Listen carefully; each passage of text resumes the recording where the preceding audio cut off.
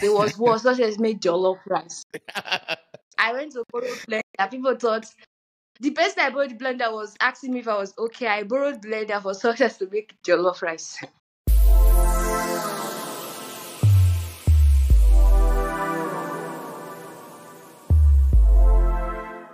Thank you for joining me for a soulful conversation about, your journey. I really admire what you've gone through, reflecting back on everything that, went down, leaving Ukraine and all of that. I'm so privileged to be speaking with some very brave souls here today that have experienced a lot, gone through a lot, and we'll be learning from their journey, we'll be learning from their stories and how far they've come after leaving Ukraine. So I'll just like us to, start right now on this round table virtually. Anita, would you like to share your story and how it was like leaving Ukraine? Don't be shy. I should start. Yes. Hey. My journey leaving Ukraine. When the war started, so I didn't leave the first day. I left, I think 2 days after, or 3 days. But we're the last set of people to leave in my hostel. Everybody have ran. So, but then again, I wanted to go, but the people around me, they were not going. So I had to wait with them not to go. One person is here. So. Who is that person? Is that Success? Yeah, the one laughing. Okay. I see. So probably if I don't meet all these people, I will not be here today. Then we left, we took the bus. Our journey was smooth. We left from Ukraine to Hungary. Yeah, we left from Ukraine to Hungary. That was the first place we arrived at. Then our suffer began when we were in Hungary in search for an apartment. We left Ukraine. We did not have the plan of where we were going to stay. There was we didn't think of the accommodation. So we left to go to Hungary. We stood at the train station. We arrived there at 6. We stood there till 3 in the afternoon. Exactly 3 before we found. We were there, we were like beggars, honestly, because they came and started dropping food for us. They were actually kind people. I don't know if they gave anybody money, but they didn't give me money. They dropped foods and some stuffs. Then there were even clothes. Some people picked clothes and everything. Then we got an hostel. Yeah, we stayed in an hostel. We were happy. Left for me, I only thought we were going to spend like 2 weeks, then go back to Ukraine. I was thinking, we're going to travel around the whole of Europe, then come back to Ukraine. I didn't really carry much things, but thankfully I carried my laptop. I didn't really carry much things. So we got a hostel, we stayed there. We had max 2 days, 2 nights to stay there. Then the battle began again for accommodation. Like Success also has a similar, you went through a similar path also. So Success, I would like you to also share like your own journey from your own perspective, moving from Ukraine to Hungary and how it went on from there. Okay, so Anita said some part of it, and let me just start from what happened to me. So initially when we're like, it was going to happen, we're like, it's a joke, it won't happen and all. So actually in my city, nothing actually happened up to date. Nothing has happened there. But we woke up one morning and people started packing their things, started leaving, and then calls started coming in. Leave, go to Poland, go to Romania, go to Slovakia, go to this border, call this number. People were panicking. My roommates, they were panicking, and they started getting calls and they were leaving. And I was confused because I was in my final year. I didn't want to make any stupid decision that would take me back to Nigeria because that was not my plan. So I was very scared. I was so scared of making any emergency plan. So I had to just stay and just start thinking about what to do because I was even scared of entering any bus and just being stranded. So while we were still in the hostel, we started seeing news about people that were stranded 5 days, 4 days on the road. When Anita said that we left the third day, no, we left the last day of February, 28th, 28th February. That was Wow. when we left. Or that the 1st of March, something like that. We were still there. People had left, people were spending nights on the road in the cold. So those things were actually scaring me. So I didn't even want to head out because me, I don't like cold. So I was just my parents would call. I was trying to calm them down because when they are calm, I can sit and think properly because they won't pressure me to make unnecessary decisions. So when they call, I'm like, oh, I'm fine, nothing is happening here. They're like, okay, no problem. But I needed money to move. One, I did not have money to move. People were moving. I didn't even have money to buy ticket. Things became bad in Ukraine. The train tickets that are very affordable as a student, with your student card, you could get a train ticket for 20 grievance. It was like something else. A train that is meant to accommodate like 500 passengers, it was carrying like 5,000 people inside. So I could remember my boyfriend then, who is now my husband. Mm. From his city to my city is like 18 hours journey, and so it was so difficult for him to even get to where I was. So it took him like 3 days or so before I could see him. So where I was, his dad was calling me like I could not sleep. They kept on calling me. Has he gotten there? Usually it's like the next day he's supposed to get to me, but it was tough for him to move from his city to mine. So when he finally came, we had to just start planning on how to move.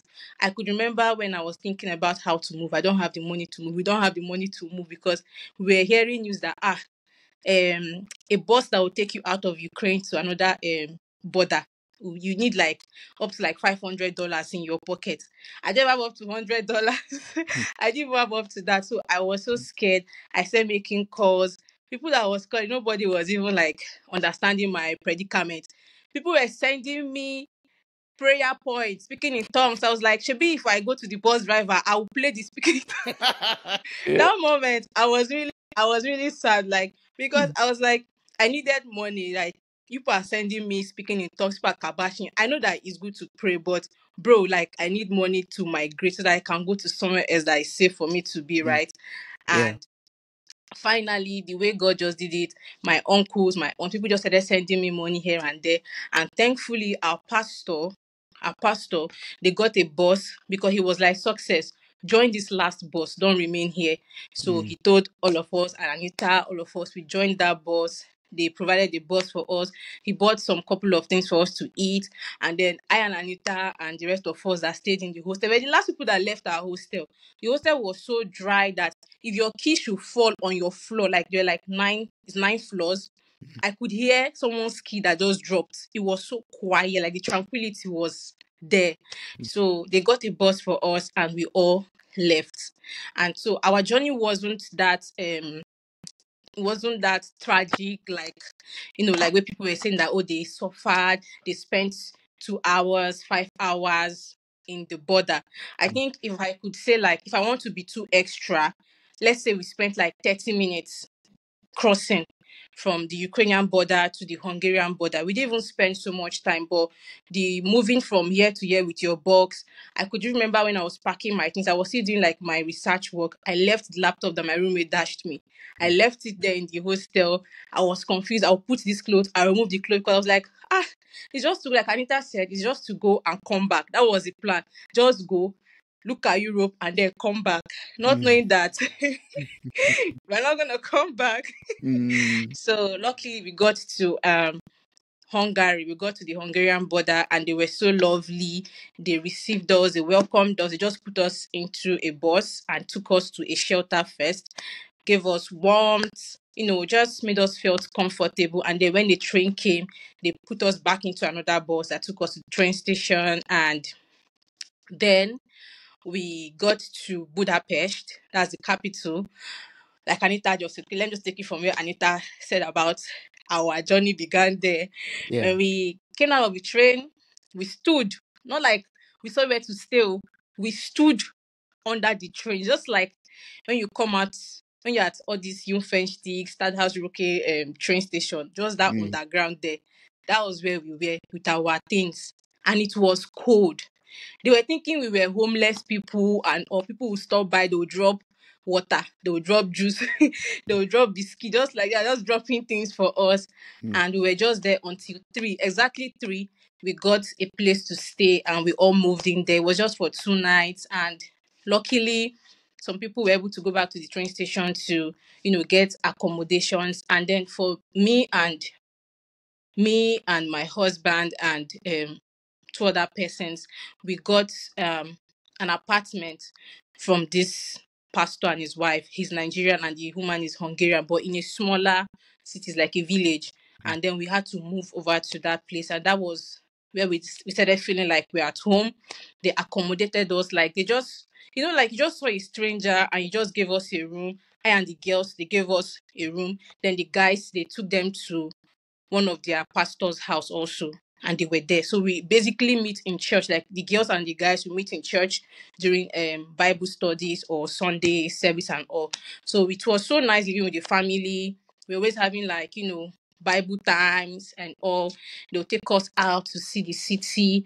It was feeling like home, but that wasn't what we wanted to do, because I was like, I cannot just be waking up, sitting down in this woman's house, eating waffles just like that. Just and then one morning we woke up, and if I not seen the war, Mm. and then I was confused. Should Mm. I stay back in Hungary? If I should stay here, I need money to take care of myself, and I don't have the money. I need to move on with my life because I'm about to graduate. And we started thinking, people were like, oh, move to Germany. Germany opened their borders. We were like, oh, no, move to Portugal. People were just calling places. I was scared. So I spoke to my pastor then, and he was like, I should move to Germany and start up my life and see what God has for me. That I should not just sit at that place, because Hungary isn't looking like what will be best for me, because their economy is not good compared to Germany's economy. Mm. And after so many thoughts, praying, I was like, okay, let's do this. So we hit the road, we got to Germany, and the journey was smooth. Everything was okay. We got here, and then my husband's uncle was the one that received us, because I think it was just a last minute information we got from his parents that he has an uncle in Germany, and specifically Hamburg. And so after talking to the man was like, okay, yeah, we can come. And then when we got to Germany in the night, he received us. We were in his house. That's when I started feeling like as if I went to Nigeria, but I didn't go to Nigeria, because the man Yeah. was bombarding us with African, like everything was coming back to back. Mm. And then he was like, we can't stay there with him. We have to start adjusting to the system. And that he heard that there's a place they put people that came from Ukraine. So we went to Bremen first. We got there, the place wasn't looking accommodating. It was a container.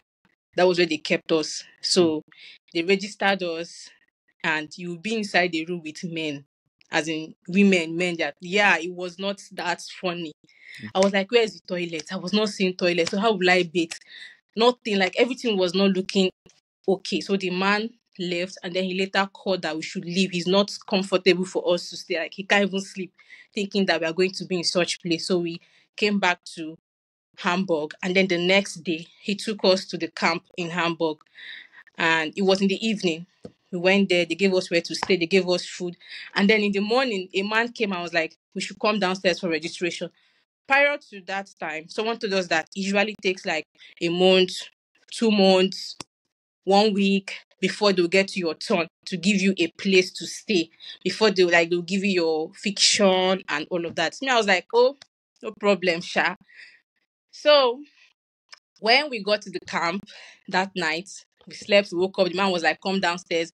We packed everything, all of us that came together. I think we were like 3 that came together, and we joined the queue. Before we knew it, oh, pam, pam, pam, they took my picture, pam, pam, pam, pam, pam. They said we should sit down and wait. That was like 11 in the morning-ish. Around 5 p.m., I heard my name.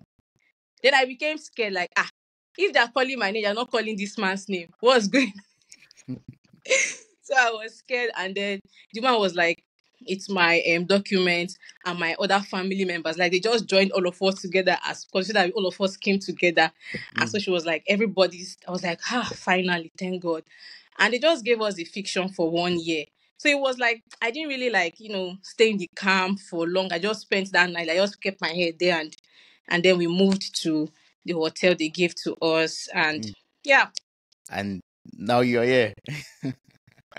That's awesome. Thank you so much for sharing that. I would like Favor to share his own story. So I was in Kiev. Oh, I was okay. living in Kiev, and Kiev is the capital of Ukraine. So for me, it was like a little bit different from them, because I feel like people that like went together, that left Ukraine together and did everything together, is different from people like us that we were like alone and we had to like think about like things to do and all. So as Kiev being the capital, I think Kiev was the first place that was affected. That midnight, early, very early in the morning, like a military base was hit, and then I was even sleeping safe before my roommate woke me up, and then he told me that Russia has attacked to this one, that one. I didn't believe him at first until he showed me on his phone, like, yeah, see, this thing is happening. I was like, oh my, what are we going to do? So that day, throughout that day, everybody left the hostel to go and buy things from Soulful. Everybody went to empty the bank, empty the stores. Everybody went to shop, buy everything. Me that I did not. So you like people that were saying, I don't have money, I don't have money. Everybody was going to buy something. So us that we really did not have money, we were just staying in the hostel. We were just there. We were just saying, oh well, God is going to help us. But like, people were going to go and buy things. So we were like, we thought Ukraine was going to go on like a lockdown or something like that. That maybe we're just going to stay in the hostel and maybe the war is going to die down and all. But in the night, they told all of us to come underground. We have like there's an underground place, like a bunker, something like that in our hostel. So they told all of us to go underground because of the bombs it was flying throughout the day. So they told us to go underground. So we all went underground. So from around 6 a.m. in the morning till night, like almost the hostel was so rowdy. Everybody was running up and down. Everybody was finding different ways. Some people took Uber to other cities. Everybody was just finding their different ways. But like us that were still in the hostel, we remained there, and then we went downstairs. We stayed in the bunker. It was filled up. We were so plenty there in one small place. We were so much there. So we were just there, like we were laying low, and then our pastor also our pastor called, and he was like, what are we going to do? He made a group call, like a church group call, and I was like, okay, we should all gather ourselves and we should take a train going to Poland. So that was in the midnight. So we're all planning, okay, how are we going to do it? And that's like the first day. We're like, how are we going to do it? How is it going to work? How is this or that going to happen? We're gathering ourselves together and things like that. So then when we gathered ourselves and everything to say, okay, we're going to use Uber, we're going to do this one, we're going to go. We wanted to leave the hostel around, I think, 7 a.m. the next day. But we couldn't leave. Like everywhere was still dark. Everywhere, everybody was still like scared. So nobody was like making any step. So we're like waiting for the first person to make the first step. Like you order Uber and go first, then we'll follow you. So we're waiting for somebody to make that move. But nobody was making the move. So we're like, okay, let's just go together. Let all of us just go together. But we're not still able to go till around, I think, 11 or 12 or something like that. So we were gathering ourselves, and then our hostel administrator that told us to go downstairs, she entered there was one bus carrying Ukrainians. She just entered the bus and left us. So we're like, this woman that told us to go and stay downstairs. And then like a lot of people were downstairs. We were still down, like because the woman told all of us to stay down. And then she has gone, she has left us here in the hostel. We're like, no, it's time for us to move. So we made arrangements and stuff like that. We had to use the bus eventually because there was no Uber at that point, because any car you see, you try to book it, they will accept and then they will decline again. So we had to use the bus. We had to wait till daybreak. So when we were waiting for the bus, the bus did not come. Then we had to trek to the train station. No, some people used taxi. Two taxis came and then Yeah. took some people because we were plenty. So me and my guys were still there, so we had to trek to the train station. So when we trekked there, then we took a train that would take us to the main train station that would take us to the border uh of Ukraine. Mm-hmm. So as we that was where the problem started, because it was very, very strenuous, because we had to fight our way inside the train. That was where the problem started. That's where the real problem started. So we eventually found our way inside the train, and then the train was so filled up, and then the windows could not open because the trains were built for winter. So like the windows, they had to use something to open it. So we had to stay there without air for a while, like for a very long time. We were there without air. So the train took us to the border, and then when the train took us there, we got down, and then we all then decided on the place we were going to go to. That was where we now decided that, okay, we are going to go to Poland. We are all going to go to Poland. So on our way to Poland, we had to stop because they said Russians were passing where we were. So the train stopped. We didn't make any noise. Everybody was quiet. The lights, everything's off. We were just there in darkness for like almost 1 hour. We were just there quiet, waiting for these people to pass and get the go ahead to continue moving. We were just there waiting until that time. As at that time, like we were very scared. Like everybody was afraid that what was going to happen, this one, that one, sha.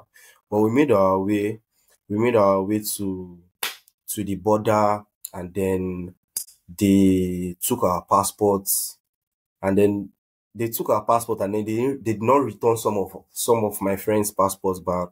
They told them that they had to sleep at the border. They had to sleep there, like before going to Poland. So they took some of us our passports, and then they gave some of us our passport back. And then they told us that we had to sleep there and wait for the next train to come. So eventually we had to do what they wanted, because there was no how we could fight them. There was no how we could complain or argue. They just did what they wanted. And then we got to Poland. On getting to Poland, they stamped our passports. So they eventually told us that we had only 2 weeks to stay in Poland. So we were there, and then the Nigerian embassy, they gave us a hostel to stay. So we all stayed there. And then they told us that we have only 2 weeks to stay in Poland. That's where like the real problem started. So we're like trying to find our ways from there. That's when we just started separating. That's one place you just see one guy, I'm going to France. This one I'm going to Hungary. I'm going to this one. I'm going to that one. All those rich kids that time, they were already preparing to go to UK, Canada. They're like, okay now. I'm like, let us find our way to now. So I was trying to find my way, trying to apply, trying to do different things, but it was not working out for me. And I was so confused at that point, because almost all my friends left me there in the hostel. Almost all my friends left me. And then on the last day, on the 13th day, before the 14th day, somebody told me that there is a bus going to Germany. I was like, my parents told me to come back to Nigeria, but I told them I'm not coming back. Like, I just had one thing on my mind. At that time, I was not even concerned about education or anything. I was not just ready to go back to Nigeria. So someone just told me, there's a bus going to Germany. I was like, this is an opportunity for me. Let me just enter the bus. And I don't have anybody in Germany. I don't know where the bus was going to. I just know I'm going to Germany. I entered inside the bus. I slept and then I woke up in Hamburg. Wow. I slept and woke up in Hamburg. Jonah. Yeah, I'm serious. I slept and I woke up in Hamburg. When I woke up, they started telling us that they want to. That time it was COVID. They were doing COVID tests for almost everybody there. So I was like, what's this one? Where are we? I thought I thought we were in a camp or something like that. I was like, So we entered. It was Afrotopia actually. So I entered and then they did the COVID test and everything, and then they gave us a place to sleep. We were sleeping on the floor, Sha. It was all those inflatable beds. So we were sleeping on the floor, and then so like we're not able to do anything like take our bed and all for a while, Sha. We're not able to do all those things for a while. So because me, I was like thinking that maybe if I reach Germany, I will find my way somehow. I did not even know. I just wanted to come somewhere and not get disturbed by my parents that come back to Nigeria. I just got here. I was sleeping there. I stayed in Afrotopia. I stayed there. I slept there for like 2 weeks or so. I stayed there for like 2 weeks or so. So yeah, I didn't eat for like, I think for like 2 days because I was like, the first thing they gave me Ghanaian this thing. So like, I was not really used to it. So I was like, no, I'm not eating it. So I didn't eat for like 2 days. So with everything and the money, I tried using my Ukrainian card once to buy something in McDonald's. That was the last time I ever tried it because the way they just took my money, that was when it dawned on me that I've entered Europe. This is the real Europe, yeah. But yeah, it was really difficult. It was a difficult journey for me. It was a confusing journey for me, all in all. It was not so smooth, like the way I explained it was not so smooth because even on getting here, I was confused. Yes, I'm still confused, but you know how it is now. Yeah. Thank God for everything, though. Wow. Thank you so much for sharing that. I mean, your journey was not as smooth as jumping on a plane or joining a plane for free. Nah, Yeah. this one nobody was paying for me. This one nobody was paying for me. Yeah. I'm going to ask you more questions soon in regards to your journey, but I would like to hear from Divine how our own journey was like. So I used to live in Zaporozhye, Ukraine, before the war happened. And it felt like a joke when like they were like, oh, Russia is attacking Ukraine. We're using it as memes. Like like we're still using it to play. Until the day, I think it was on a Thursday, I think I was actually sleeping when somebody called me. So you know when you wake up from your sleep with anxiety, like, oh my God, the war started. I was like, eh? Oh my God, it was something else. So it was just chaotic up and down. So I think my city was just like Success's city. It wasn't attacked for the longest time, at least in those 3.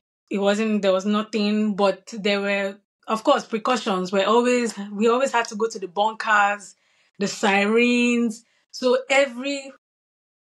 for example, every 30 minutes, you hear, go to the bunker, sirens. And it was getting very traumatizing. So maybe some people were even sleeping with their shoes and winter jackets because you can be sleeping, they will say, go to the bunker. So you have to be prepared. So you just sleep with your bunker bag, your shoe, and your jacket. So once they say move, you move. So as much as we did not hear the bombs in our own city, it was really traumatizing because what is the meaning of every 30 minutes, 1 hour, you're hearing sirens and you always had to go to one dusty bunker and all of that. So for me, it was really hard for me to leave when we knew that, okay, this is not getting any better. people started going home. People decided to leave Ukraine. Parents were calling. The panic from home was something else. Some African mothers will even kill you before the bomb kills you because, like, can you let me think or navigate? Why are you calling me like that? But I mean, for me, like, I was so scared of the uncertainties because I'm really scared of uncertainty. Because okay, people in Kiev city is the capital that was attacked first. They moved first, so we're already hearing stories like people have been trekking for 72 hours. People have been trekking for 4 days. And you expect me to leave, although I was in a war-torn place, but I just believe that, okay, maybe nothing will happen or something. But like the uncertainty was too much. I could not expect myself just carry my bag and say I'm going to the unknown to go and trek for 72 hours. I'm just like, fam. So I was like also one of the last people that left. My friends left me. My closest friends, they were like, Divine, you're not moving. I said, no, I'm not moving. My siblings were calling me from home. They're like, Divine, this is your behavior. This is your behavior. Move. People are moving. Move. I was like, where do you want me to go? I should go and trek for 72 hours, or I should trek for 4 days, or I should sleep in the bunker. It was winter, fam. I think that was sometime in February. Winter was still at its peak. So, but it got to a point where I think the point for me where I'm like, you know what, I'm out of here was when I think a lot of people had left, like 85% of students in my school, they already left. I was there with just few people.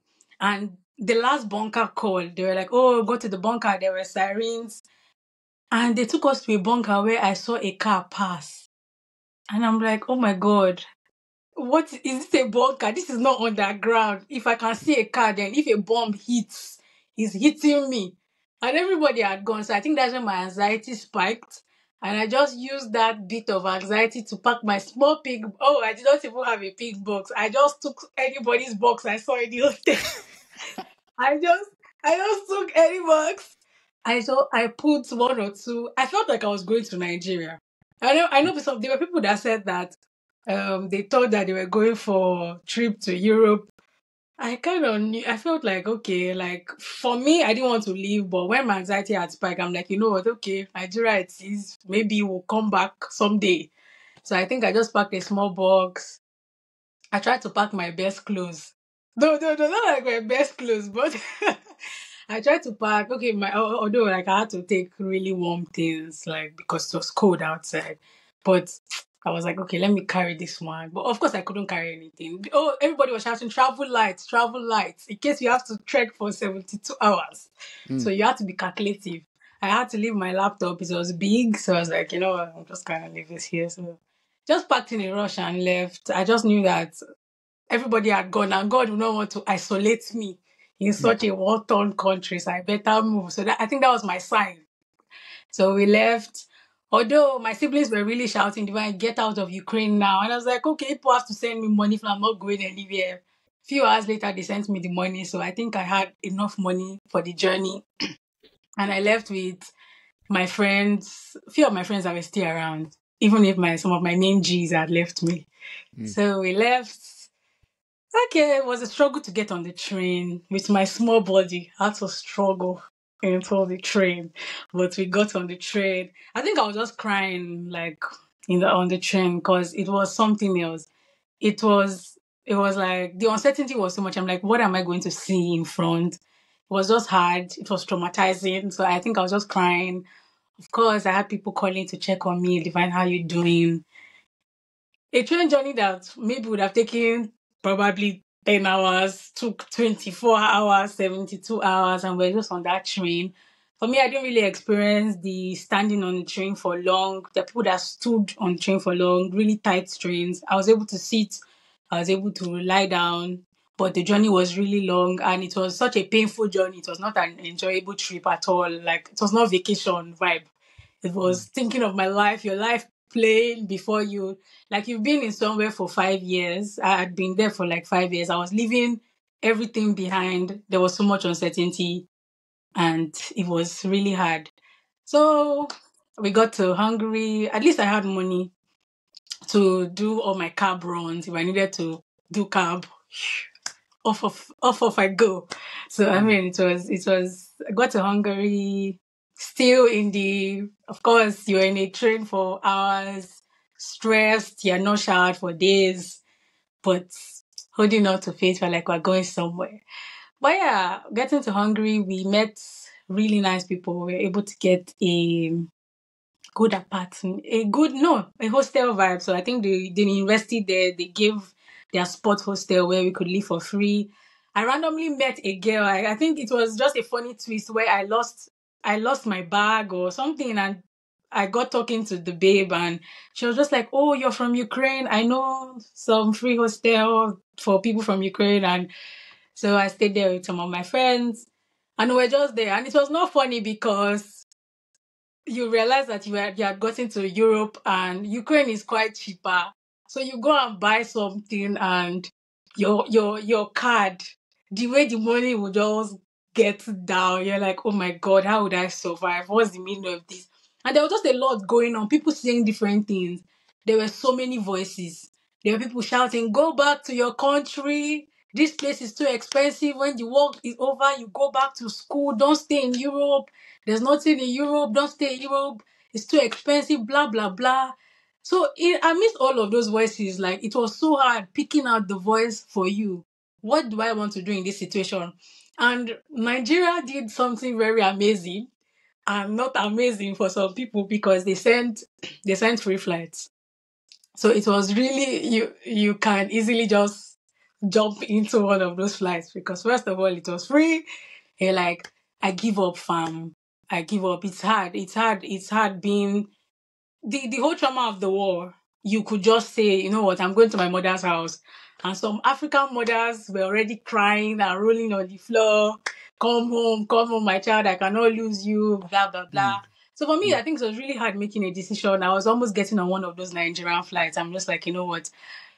I think I already packed my bag, ready to go to Nigeria because I'm just like, okay, like they were sending me a lot of money at that time. It's more than anything that I'd spent in Ukraine. Maybe if I used to spend $100 in a month in Ukraine, I was spending maybe $300 in Hungary, and it was something else. I stayed there for 2 months.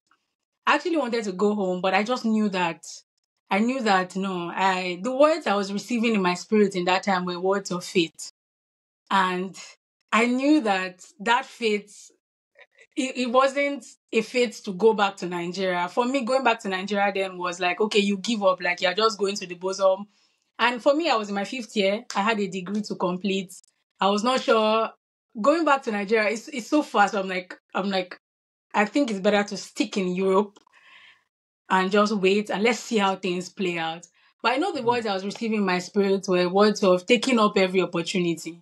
I just heard that. I just had these words of faith that I needed to express some form of faith. So I'm like, you know what, I'm going to wait and I'm going to see whatever's going to go on with this. So it was a hard decision for me to make because I already packed my bag, ready to take one of those free flights to Nigeria. But I'm like, you know what, I'm going to see to the end of this.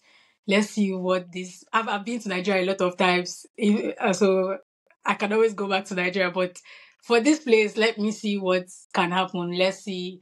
I cried a lot. It was a traumatizing experience, but I mean, I came to Germany at some point because Hungary, couldn't stay in Hungary for so long. And moving to Germany was also a step of faith for me. It was so hard because I'm like, okay, another uncertainty, moving into the unknown. But I was convinced at some point that I was supposed to be here. Well, I could move here. I was like, okay, let's take up. Let's try this. All right. That was it for me. And yes, now I'm here in Hamburg. Did you also join a bus going somewhere and you landed in Hamburg? Oh, okay. For me, when I made the decision that I'll come to Hungary, so I came up to Hamburg. I came with a number of guys. It was a really long journey, fam. When my friend who told me Divine come to Germany came, she was able to get the IC train that was fast for free. So I was expecting on getting to Munich, I'll get the same IC train. But on getting to Munich, they're like, that offer is closed. So I had to use regional band from me. Oh, From Munich to Hamburg. So I yeah. probably got to Munich at 8 o'clock. And I got to Hamburg by like 12 a.m. And of course, I had already traveled from Hungary to Munich on the train. So that was a Mm. long journey. So when I got to Munich and they told me that I had to travel for another 24 hours or what, I'm like, you know what, I'm going back to Hungary. What is all this problem? Like what? But I'm just like, okay, you know what, I've already come this far, so you know what, let's push it. So stayed on that Yeah. train. And you know the way regional bands are, you have to come get down from one. You have to get down from one to another. It was something else. Yeah. I barely remember those things now because I've already passed through them. But yeah, but on those days it was really hard. It was very fast. Yeah, so that's Yeah. it. Thank you so much for sharing that. I truly appreciate that. Samuel. Okay, so I'm not a very good storyteller, but I'll try to put in all the necessary details. Um, I was at the city center in Dnipro, when the whole thing started, and I was working at that time, and we had a very loud bang, and that was it. Like that was it. We knew it was the beginning of the war, even though the bang did not happen. The whole bombing did not happen in April, but we heard it. Like we heard the very first one. So work stopped around 1 p.m. I mean 1 a.m. Like I was doing a night shift. So work stopped 1 a.m. that night. Everybody was panicking, all of that. So in the morning, buses were already difficult to get into. I had to struggle inside one of the buses and then went back home. I didn't know what to do at that time, but thank God I was with the church. Like I was attending Deeper Life Bible Fellowship or something. I've forgotten the arrangement. So I waited like 2 days before we moved out of. Getting into the train to Lviv was another challenge entirely because everybody was trying to get into the train. Like it was very, very, very difficult. We got to Lviv for us to cross, for us to take another train from Lviv to Hungary, but that was very, very, very, very difficult also because they were not allowing everybody to enter, and you had to use a ticket. You had to buy a ticket, and then even if you have a ticket, there was still a particular order. I think ladies were going in first, children and all of that were going in first. So it was pretty difficult. But the good thing was our church pastor was very coordinated, and I'm really grateful to God for him till today. He was able to arrange a bus for us from Lviv. Like we traveled from Lviv to Uzhgorod, and then from Uzhgorod down to Hungary. Getting to Hungary was not that difficult, though we waited at the border for some hours because that was around the time people were just leaving Ukraine in en masse. Then we got to Hungary's train station, and then they took us to one nice hotel, like that Holiday Inn, and we spent like 1 month at the Holiday Inn. It was very, very, very good. And the next thing I was thinking about is the next plan. We got registered in Hungary, and we stayed 1 full month. I didn't know what next to do, but at the beginning, I already knew that going back home was not an option. And I'm thankful for my family too. They were also encouraging me, whatever happens, don't come back. Just try to find your bearing in another country. So it was already 1 month, and then the hotel the hotel we were staying they were telling us already that maybe we would not have another chance to stay anymore. But along the line, the people I was traveling with, they had they had an uncle in Germany. So Germany became the other option, like the next option. So we heard that there was a free train traveling from Hungary to Germany. So we hopped on that train, though we had to stand. There were almost no seats at the beginning. We had to stand for a very long time, but we got to Hungary. I mean, we got to Germany, and the host was really nice. He was not around at that time. It was in Nigeria, but he made a lot of provisions for us, like a lot of provisions. He told his friend to come and pick us, bought food stuff for us, and we were just really enjoying ourselves, like eating free food the whole time. And we had somebody that could really cook. Too many persons, like 2 or 3 persons that could cook amongst us. So it was like we were enjoying until they told us that we had to register in Germany. That was when the problem started. We registered at one camp like that in Ham. We got to Ham first. We registered at one camp. We stayed there for like 1 to 2 weeks, and they were attending to the Ukrainians, the real Ukrainians, and they were not doing anything with us.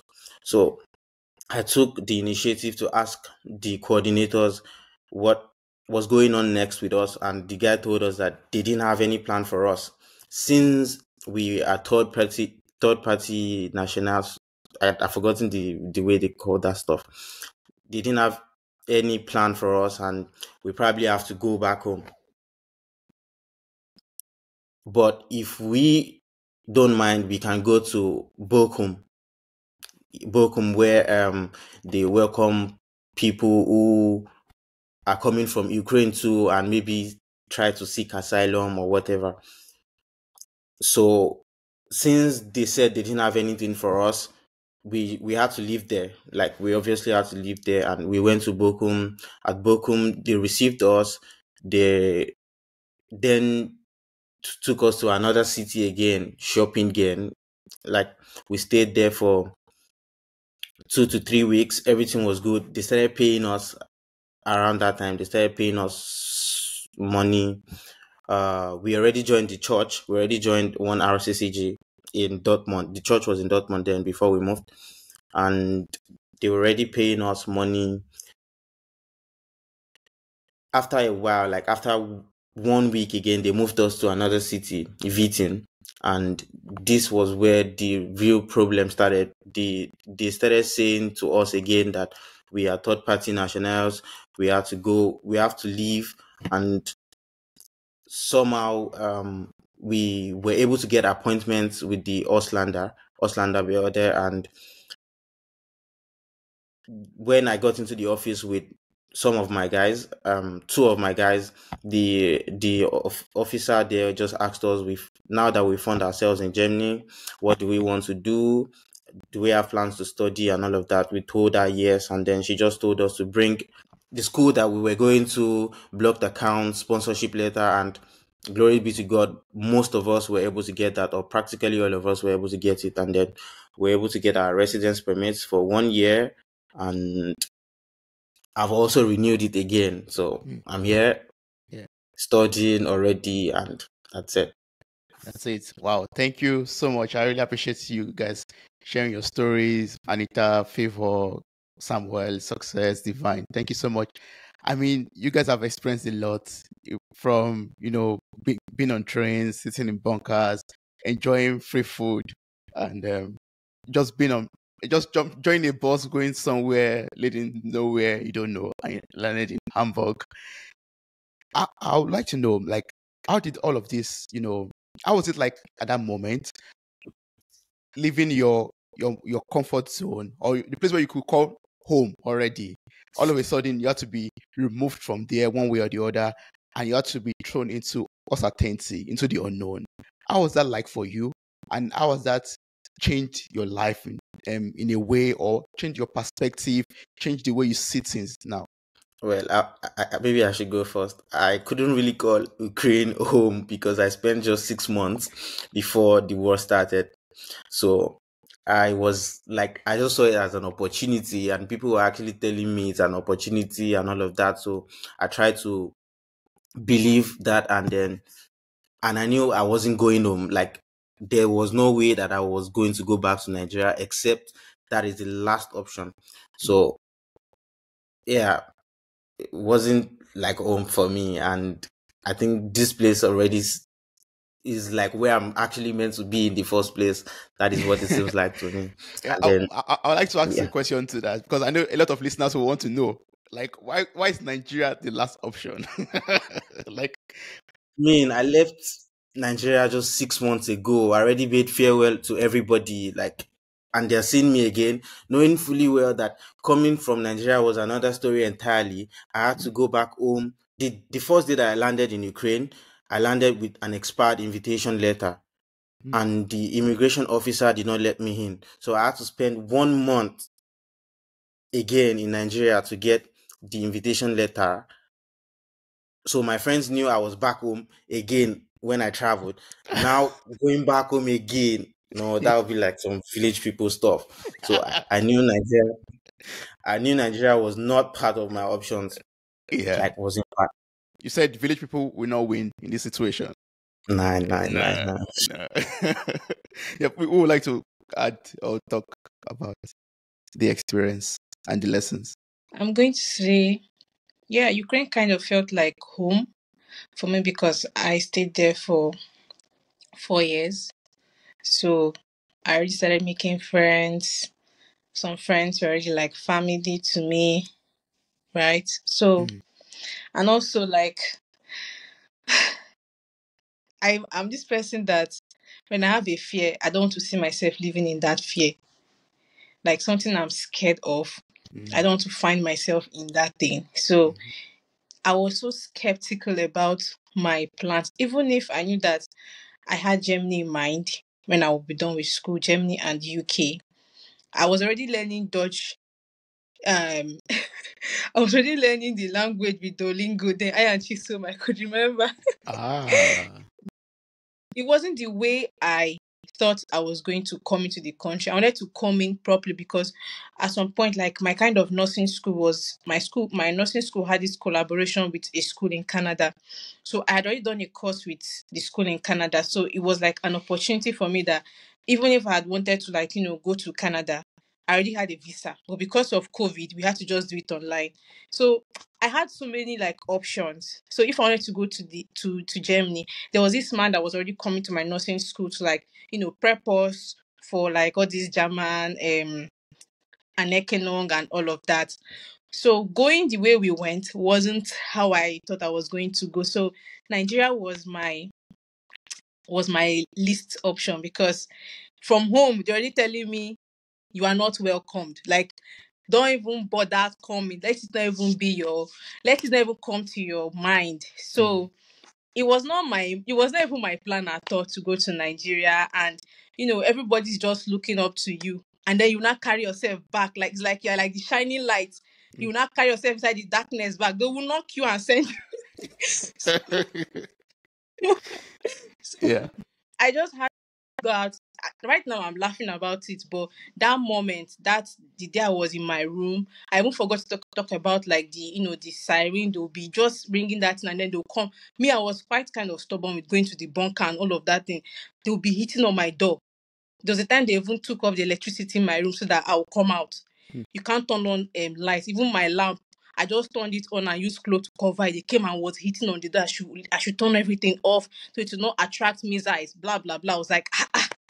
So that moment I was scared. I was crying. I was just thinking about everything. Like, what will I do with my life?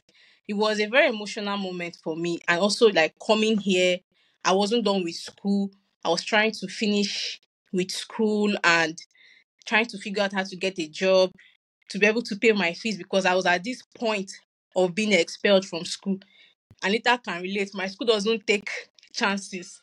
Once they warn you one, two, three, and you don't enter about your school fees, the next thing you're receiving is expulsion later. Like you don't have anything to do. So imagine being expelled. You're fine. Like I just had 2 months. Did I expel you? Mm. So when I came, I just had to figure out how to look for a job, doing my school online, studying for final year exam. I was doing all at once. It was something else for me. I was trying to adjust to everything. There are days I'll just sit and I'll just pour out, I'll just cry and cry and cry. I'm like, I did not think that this is how adulthood was. Oh, I was not used to this kind of thing, like working for 8 hours, coming home to study, coming home to do assignments, sleep for like maybe 4 or 3 hours. Nah. Thank you so much for sharing that. Like, I mean, I would still like to ask from you, or to know from you, like, how was it like, for you at that moment, then also to leave that place after you're almost done with school already, and then you don't even know uh, if you are going to go to UK or to Germany, and that situation happened, and you ended up, in Germany. Thinking about that, I don't know how it is for you. Do you think all of that happened for you to be able to make the right decision to be in Germany, or how would you interpret that if you look at it in retrospect? Um, I would say that at that point, I wouldn't say that I had already figured out everything, Mm, because I was confused. I mm, was totally blank. Like, I was confused. I had to just write my pastor one morning, and I was just talking to him, and then he started like speaking to me about so many things and making me to, understand my situation. I was like, I don't want to go to Germany. I'm tired of non-English speaking country like Ukraine. I don't even know how to speak Ukrainian language. So I don't even want to go to another place again. I want to go to the UK or Canada or US. He was like, um, my permit from Ukraine. Right now I cannot just move. I have to just go to Germany, stay there, and figure out my next plan. Maybe while mm, I'm in Germany, I'll be done with school, and then I can, maybe apply for visa and then move. So I think that moment and making that decision to come to Germany, even if I was scared mm, that it might be the wrong decision, but when I came and things now started, coming out okay, I was like, okay, let me just be here. Let me mm. just be here. Yeah, Yeah. that's good. Divine was talking earlier about the experience being very traumatic. I can't. I mean, I've never experienced such, and I pray that none of us will experience such again in our lives.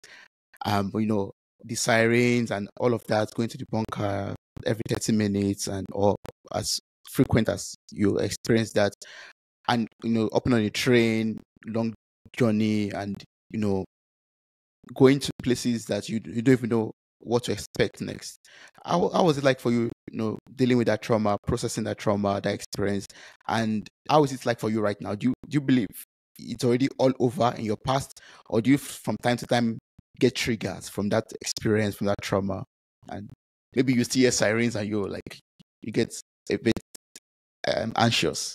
For me, I think I cannot exactly say that I'm done processing that phase of life, because I feel like sometimes the impacts our experiences have on us are beyond what we can even see in we can even see now.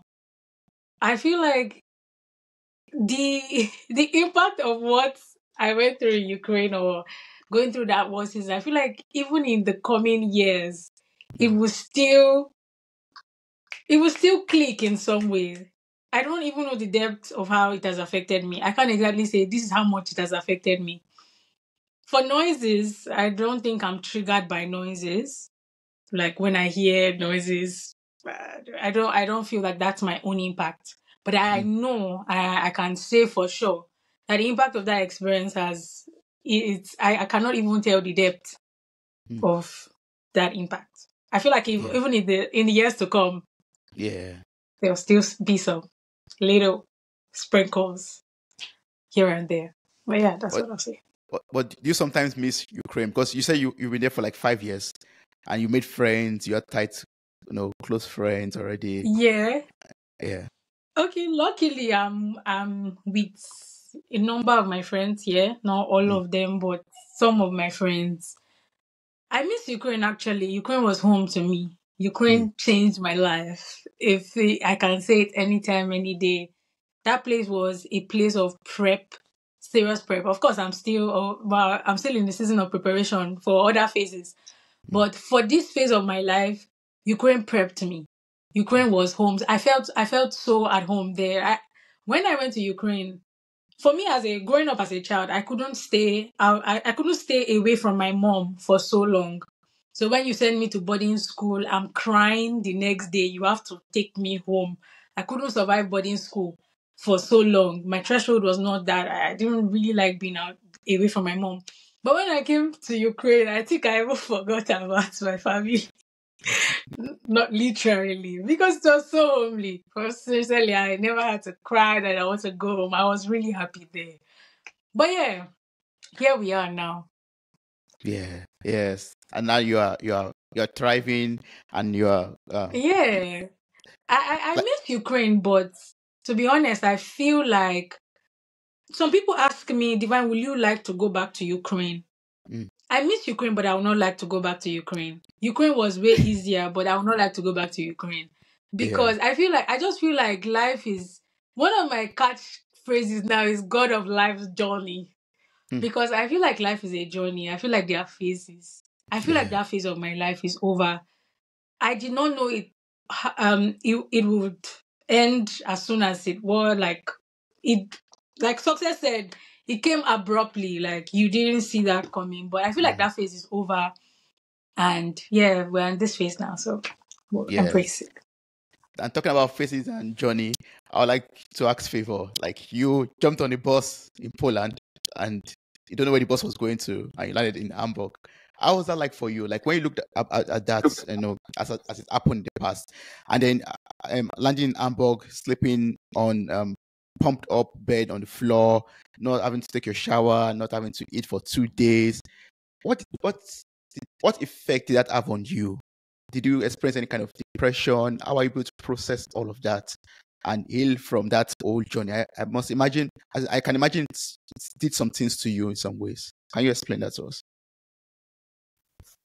Yeah, I can't even lie, like the war actually affected me. Like I think it's during the war, after the war, that's when I started like understanding about this mental health stuff that we used to talk about, because honestly before I just thought it was just all talk and all. But it affected me mentally, honestly speaking. Mm. And it affected my spiritual life because I have never prayed the way I have been praying since I came to Germany.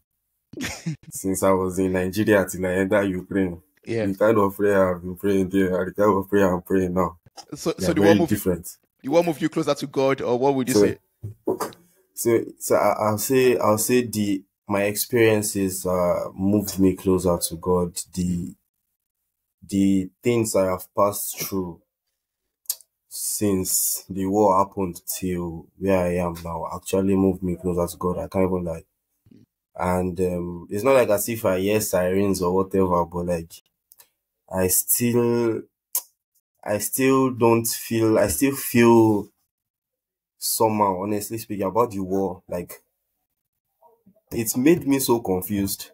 Like I have never been confused like that before mm, because I did not know what to do at that point. I actually never like liked taking decisions on my own. So it's either if my guy is doing it, maybe I'll just follow him, I'll just do it. It seems right to me. But like this thing that happened when everybody left me, I was like, who am I going to follow this time? So like I had to make a decision. Where are you going to go to? I made a decision that I'm coming to Germany, and on getting here, I had to make a decision that as I am here, I am not going back to Nigeria. Nothing's taking me back to Nigeria. mm, I have to try my best. I have to survive. I have to move myself closer to God because He's the only person that can help me at this moment. Even though my parents call me and say, "Oh, how are you? How are you? How are you?" It's not still enough because at some point, because there's one question I actually did not like hearing is, "What's your next plan? What do you want to do?" mm. And that question was so annoying because when you ask me what's my next, like, I'm like, bro, I'm just leaving war. You're asking me what's my man, if you were in my shoes, would you even know your own next plan? So like those type of things were what actually, like, I can't like I have grown mentally and spiritually. I have grown, and yeah, the war has done a lot of things to me. The war gave me beards. Honestly, I did not have beards before, but I have beards now. So Yeah, those are Yeah. the changes that, yeah. I won't forget that part. The war gave you beards. Yeah. But Anita, I would like to also hear from you too. Like at your age, hearing different voices, maybe going back home to Nigeria, or move to Hungary, or move to Germany, move there, move here, and back and forth, and even here in Germany, having to deal with a lot of the denials, or for example, or approvals, or all of that uncertainty. What toll did that take on you? How did that affect you, and how were you able to pull through all of that? Hmm. Well, in this world, there were two kinds of people. The one that were thanking Putin for the war, and the one that were cursing Putin for the war. Me, I'm those people that were blessing. Honestly. Why? Because I don't say I was blessing him, no, not Putin, but thank God that ah, I am here. Mm, Honestly, because I was only in Ukraine for 5 months. It's not even reached half of the year. Like I just arrived. mm, Then what happened? So when it took a toll on me, saying the war took a toll on me, no, I was even laughing. There was a day they bombed. The very first day we heard of bombs, I was laughing. My roommates almost wanted to slap me because I was laughing. So the question of the were people coming to tell me move from here, move from here. Oh, it was only my mother. It was only my mother that who mm, called me. I don't know. The rest, they felt I was okay. I could tackle things myself. I don't know why. But my mother, she kept calling. She can call 10 times a day. 10 good times a day. Like, are you not moving? Are you not doing this? Are you not doing that? Because there was this other one of my classmates who also came with me from Nigeria. So we're there together. She was my friend, but we're not really that close. So immediately the war, that very first day, the ninth, the next day, I think that next day was Thursday or so. The next Thursday, she packed her bag and she wanted to go. Then she called me, let us go. I'm like, she said, let us go. I don't have money, sir. I didn't have money to even pack my things and just go like that. She said, let's go. She was so much in a haste. She didn't think twice before she left. She was like, let us go. My mother was not even pushing me. Follow her, follow her. I don't understand. I was even older. So it was like I was following my junior to my junior was the one that leading me on where I will go. She was like, follow her, follow her. So it was even the point of like, oh, I cannot follow my junior. It doesn't make sense. I should be following my elders, not the other way around. mm, So the push was there. My mother kept pushing me, follow her, follow her, follow her. I was like, no. So Chisom was my roommate. Chisom was not going. She was just there, sitting, room make rice. Success made rice. There was war. Success made jollof rice. I went to borrow blender. People thought the person I borrowed the blender was asking me if I was okay. I borrowed blender for Success to make jollof rice. So she was my mother really pushed me to follow her, to follow her. Her mother on the other girl's mother was not helping matters. Like the other girl, her mother wasn't helping matters because her mother was putting pressure on her. So because my mother and her mother knew, then she would come and meet my mother. Why am I not going? Like she was trying to make decisions, trying to push me too. Like the way she was pushing her daughter to push my mother to push me to mm, go. mm, But then again, because I had people way older, I won't say I was surrounded with older people that were more wiser than me, to be precise, that had that mindset, oh, under that situation, they could make decisions. So I just had to follow them to make their decision, to follow them in where they are going, not to follow them where they were going to. mm, mm. So when she said she was not going, I was a bit relaxed more. So even if the war should come, I was not the only one that was staying in the hostel. So they were like people. So Yeah. the hostess was she had mind to make jollof rice on that wall. People were Yeah. running for their life. She had to make jollof rice. So I was a bit calm. Then I had to explain all these things to my mom, tell her, cool her down, to bring her to my point that she should calm down, all these kind of things. I had to talk to her very well so that the other woman that is coming, because they're in the same place, they stay so close. So there's no way she'll not be afraid. I'm my only daughter. She will fear. She will be very afraid. Mm, It's a normal thing. She's a mother. Annoying. It's really crazy. For someone to be keep calling you this much in one day. You don't even have the right answer to the response. Just sometimes I just throw the phone at, oh, I'm not answering. I'll Yeah. answer because she will call. I know she will call again. I'll Mm. have to. So it was only my mother calling. So now I'm here. The other girl is in Nigeria. I'm asking her, see, you see, she said, it's true. Thank Mm. God, you followed the wise. Yeah. I Yeah. followed the wise. The other girl is complaining, this, that, saying it's because of her mother. She's even blaming her mother that, oh, if her mother did not put pressure on her, she would not have come back. Mm. And all this. And then again, she was also surrounded with people her age and people lesser. So for me, I was surrounded with people you get. Yeah. Yes. Yes. Yeah. I think it's I, sometimes it's I very good to follow. surrounded It's sometimes very good to follow the wise and get counsel from a lot of people and yes, filter it and know the voice that's right for you. I think Divine said something about that earlier, like having a lot of voices and having to focus, which voice is right for me. And like you said also, success cooking jollof rice when what was on, that shows that yes, sometimes you just have to calm down and then you really sit down and then take the step when you can really think and take the right yeah. step. Yeah. Don't take It was steps. you kind of know people that can make decisions under that kind of pressure. That Pressure. Yeah. something you can you can think to say Yes. can Yes. think. Yeah. Ah, so Wow. yes. Thank you so much for sharing that. Like, I would just like to know. I mean, we are rounding off already gradually. Like you've all said, like life is a journey and life is in phases.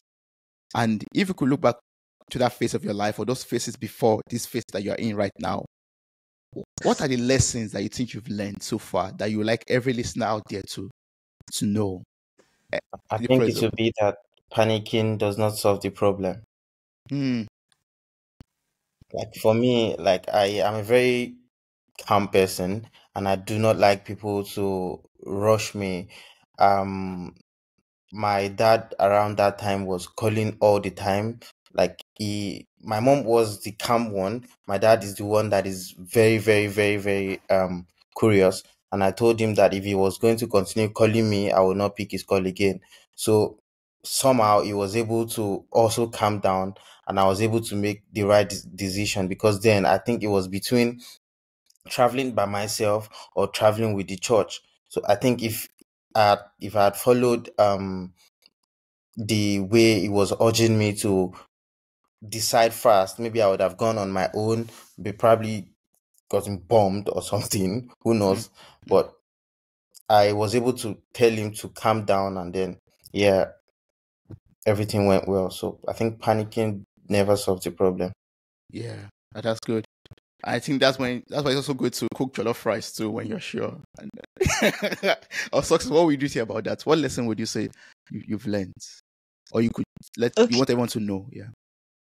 Uh, I'm going to say that, first of all, like he said, panicking will not help at all. Like when you are anxious for nothing, you don't even know why you should pack your bag and just start running to where you don't know. Mm. And one thing about that, what the first thing I'm going to say is follow who know road. Don't just enter like that because everybody's doing and just follow them and just do because everybody's doing. We all have our different journeys in life. My course rep, she packed her bag and we're like, why are you going? Oh, I agreed that we're going to enter UK together. What are you? She's like, oh, I'm going. No, my roommate is going, so I'm going with her. Mm. She entered the road and her eyes saw Shaggy, and now she's in Nigeria. She's regretting. So one thing I'm really, really going to say that I can tell someone about, like I've held on to since this war, is that we should keep trusting God. Like just trust God regardless of whatever situation you find yourself in. Just trust God. Don't try to figure everything out by yourself because if you do, you lose your mind. Because at that point we're all confused. I never knew that I could be confused in my life, like to make a smart decision. I was blank, like I didn't even know what to do. But just depending solely on God and having the right counsel really, really helped me. And having the right people around me to you know find I'm this person that even in chaos I try to find a way to be happy and, not let it swallow me. I just try to find, even if I'm in a storm, I just try to find my way to swim and just come. I just see it like that's life.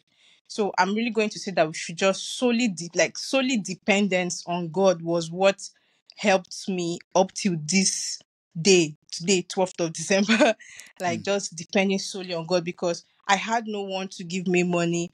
People that was thinking they will help me, they were sending me speaking in tongues, voice notes, like, those kind of things. Like, Yeah. I just had to solely depend on God for God to just come through for me. And God actually did. Like Anita said that there were two different types of people in this world: Mm. people that the world blessed and people that the world was not good to them. Me, the world opened. Like one prophecy I had last year was like nations are going to open for me. That word was what God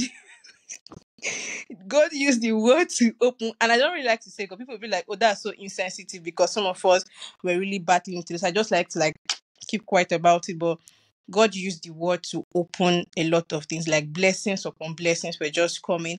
I could remember someone posted my face on a village group for people in my village that people that are in the diaspora from my village. Mm. I never knew that page existed. The person posted my picture there, and in a day, in a day, while I was in Hamburg, yeah, in a day, I could get like 400,000 naira in my naira account. Like people were just Wow. bombarding me with money upon money. Like that's how it was for me then, until somebody started using me to make money, and then I had to report about it because person was collecting money with my face when it wasn't me. I could even remember someone was even like, "Oh, come to the US. We could make like, is a school that you could continue your nursing, blah, blah." Like people were just trying to help me. And I would just say that's because I trusted God, because I didn't try to figure everything out by myself. So I was just following the leading of the Holy Spirit and good counsel. That's just what I can tell somebody. And Yeah. follow who know road. Mm. Follow because if you follow people that don't know road, you will end up in Nigeria. You will end because Yeah. the flight they gave us was really appetizing, like, free flight when you come down. When people got to Nigeria, like, oh, they just gave them new SIM card, and was it $100, and people had to use the $100 to buy ticket to their next destination. That was the end. So that's what I can say. Yes. That's not good. Yeah. Thank you so much. Follow who knows road. Follow the counsel of God, and yeah, be just stay calm. Like don't panic when there's chaos. Just cool down a little bit, and yeah, like Samuel also said too. Yeah. Favor, what lesson would you like to share with the listeners from your experience? Apart from you getting the beards and all of that. For me, my lesson would be to there would always come a time where we would all need to make decisions on our own, where we would all need to make decisions on our own through the help of God. So for me, it's more of we should move closer to God. That for me, because I wasn't so close like that, but I thank God for the prayer of my parents Mm. that has been seeing me this far. So yeah, it would be moving closer to God so that you can know the right steps to take, the right decisions to make, decisions under pressure and things like that. So that's the lesson I have learned actually Yeah. from everything. Of course, Yeah. that's good. Thank you so much. Divine, do you have something to add to that? I think I'll just say that I don't like to say life is hard. Life is not hard. But I would say that not everybody will go through a war situation, but everybody at one phase in their life will go through stuff that is inconvenient, some unforeseen circumstance. You could lose a parent, you could lose a spouse, something that could challenge you or shake you, something that could make your faith stronger, something that could build some form of endurance in you. What I Mm. would say has been a very big lesson for me in this time. Yeah, I'm a believer, so I would say that it's learning to trust that even in the hardest times in our lives, there are still the beautiful things that we can find in them. There's still something that is at work, that is still working, even in those hard seasons. And just not going about sulking. I went through war, yes, but I should not live like a victim. Like, I went through war, so I'm not going to do anything. I'm depressed. Emotions are very valid. Our emotions are very valid, but I mean, I would say that it's knowing that sometimes life can be like that, Mm. but we can still find beautiful things. We can still look for the little things. It could be the people who check on you. It could be the life that you have. It could be those people that even helped you, that gave you food. It's something that gave you food when you were in Hungarian border and all of that. So yeah, it's just learning to take the step of faith too when you need to. Success was cooking rice where there was war. Sometimes just so sometimes just breathe. Just breathe. Yeah. Breathe. Breathe. And I'm learning to pick through the voices. To be honest, I know we made a lot of statements about going back to Nigeria.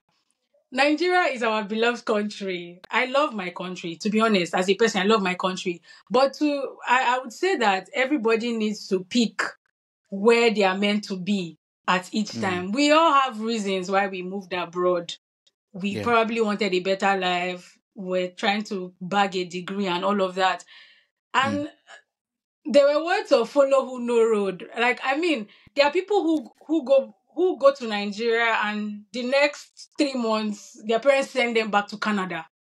So it's just knowing you're seeing everybody. There are people that in with 5-3 calls they are out of Nigeria. So for me as a person, I would single out myself in this. It wasn't where I was meant to be at that time. My experience in Germany, the experience that I've had, I won't have. I think earlier I shared something about a word of faith that I was receiving. And I knew that to express that faith, I needed to express that faith in uncertainty. Nigeria is a country I know. Home, I was even home the previous year before the war. I had a good time at home. So to express that faith, I needed to express it in a time of uncertainty, a time where there was no mommy around, where there was no daddy around, where I think I'm so independent now. It has built my independence a lot. So I think it's in those hard times, there are still things that we can find. There's resilience that we can build. There's endurance that we can build. So let me just stop there so I wouldn't talk a Yeah. lot.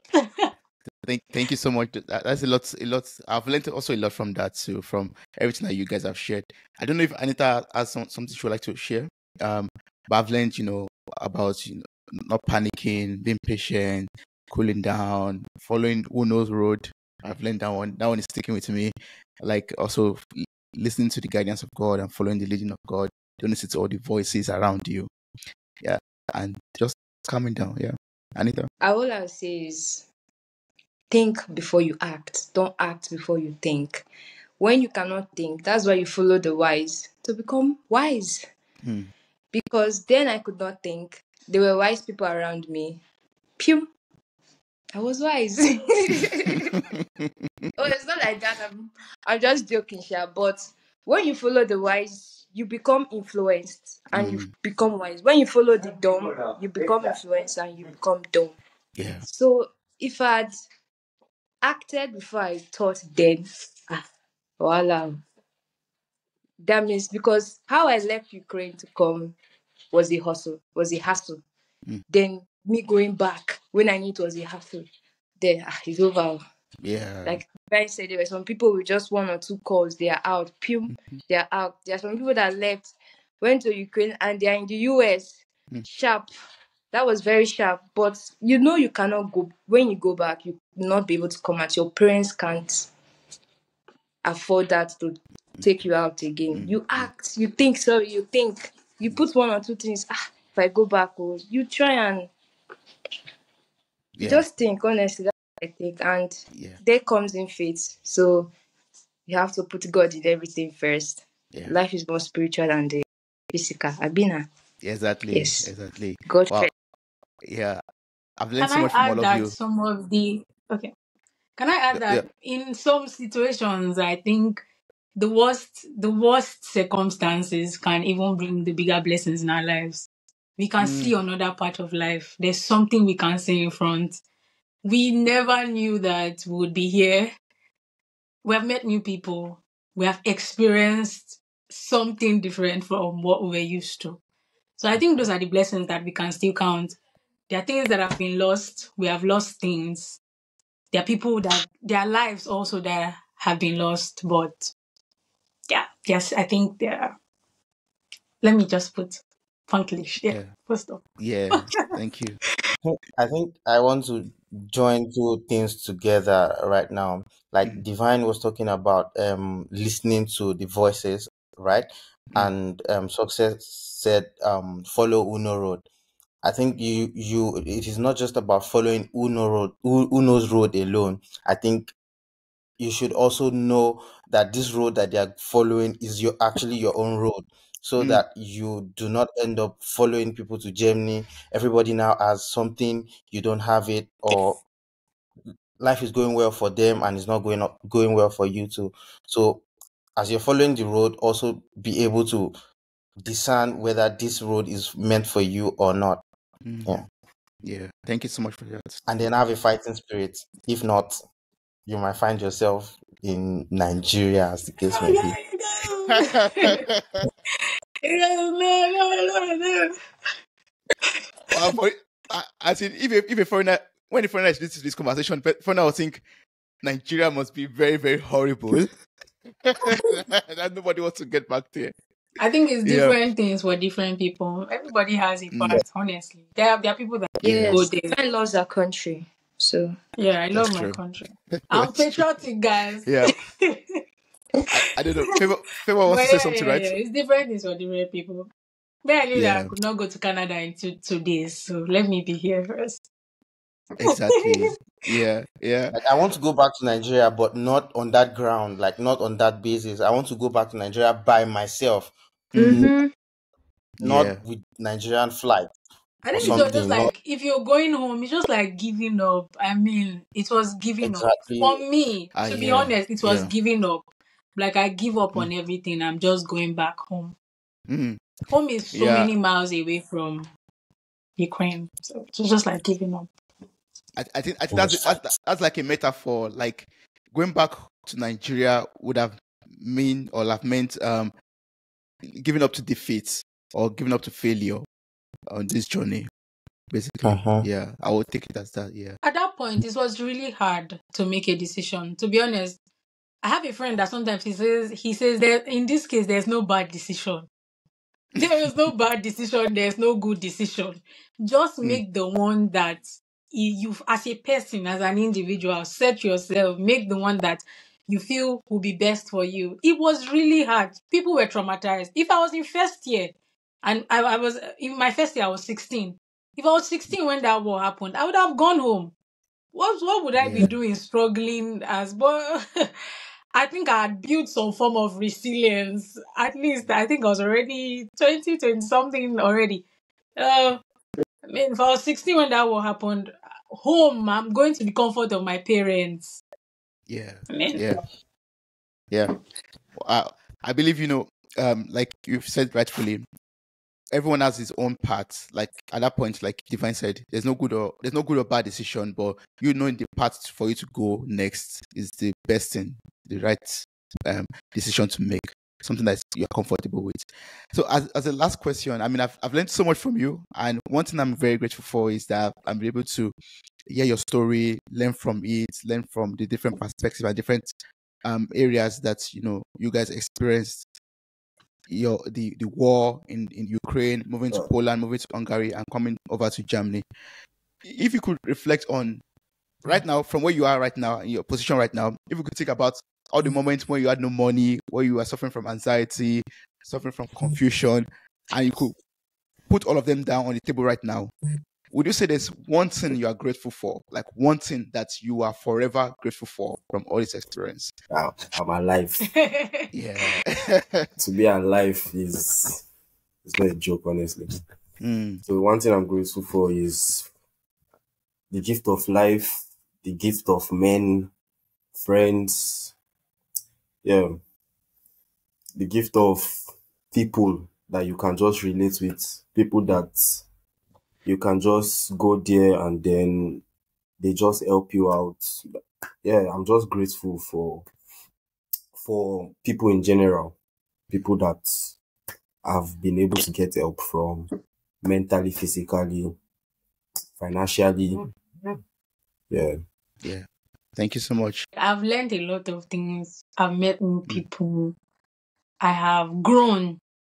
I have Mm. actually grown through the hard days, through navigating the hardest of emotions, confusion, decision making, loneliness.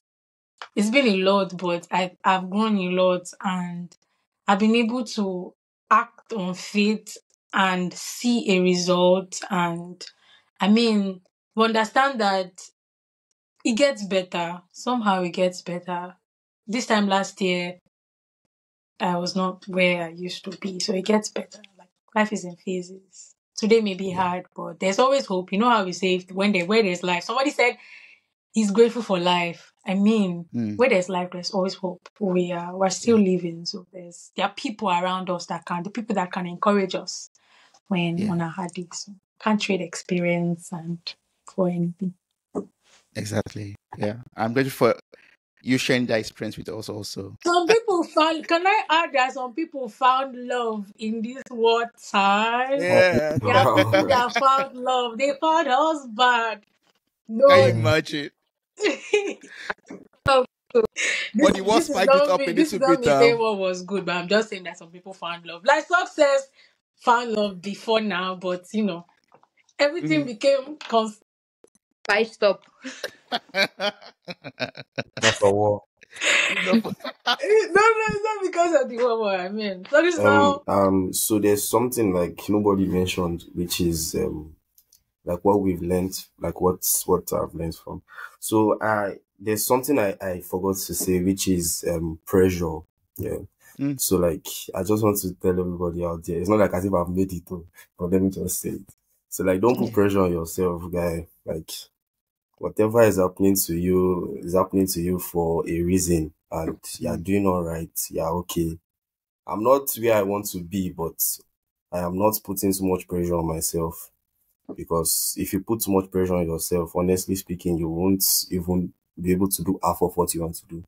Mm. So I feel like we should not put unnecessary pressure on ourselves. Just do what you are doing and trust God. Yeah. Yeah. I like that. No put unnecessary pressure on yourself. Yeah. Yeah. Thank you so much for sharing that. Yeah. I'm so grateful for all of you. I'm so delighted that I got this opportunity to speak with you, and I've learned so much from you. That's one thing I'm going to say from your journey and experience. And I believe that from now onwards, even for the rest of our lives, we'll just continue to enjoy wonderfulness and no more war, no more, no more calamities, for just progress and all of that. Thank you so much for this conversation. Thanks so much for your time. We spent about 2 hours on this conversation, and that's quality time from you. Thank you. I appreciate it.